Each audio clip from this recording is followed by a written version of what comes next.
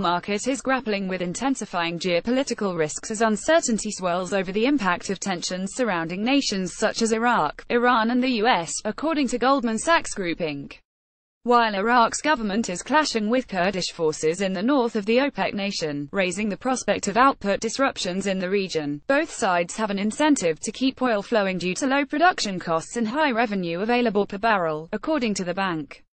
And though the US has hardened its stance against Iran, there's still high uncertainty over whether it'll reimpose sanctions curbing the Middle East country's crude supply.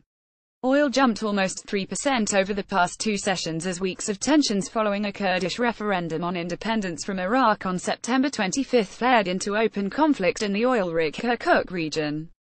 Still, the rally fizzled on Tuesday, with prices trading little changed, as two fields pumping a combined 275,000 barrels a day were shut amid the violence. The limited market response so far is therefore consistent with a high uncertainty on potential production disruptions, with larger moves only likely to occur should new disruptions actually occur, Goldman analysts including Damian Kervelin wrote in a October 17 research note. The tensions are intensifying at a time when the fall in Venezuelan output appears to be accelerating, and as continued political instability in Libya and Nigeria threatens supplies, according to the bank.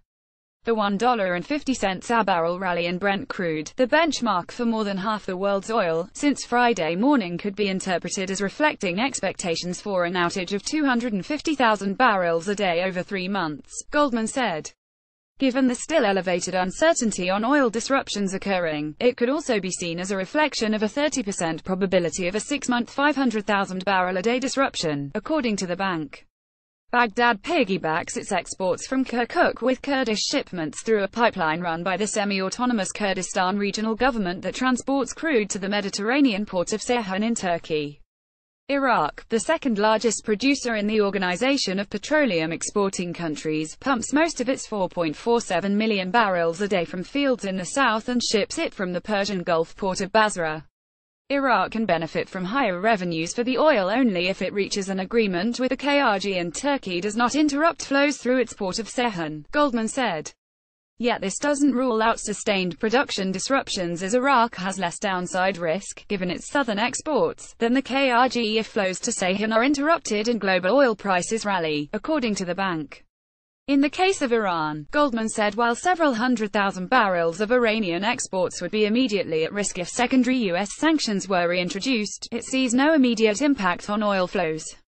Without the support of other countries, it appears unlikely that production would fall by 1 million barrels a day to levels before world powers reached a deal with the Persian Gulf state to curb its nuclear program, the bank's analysts said.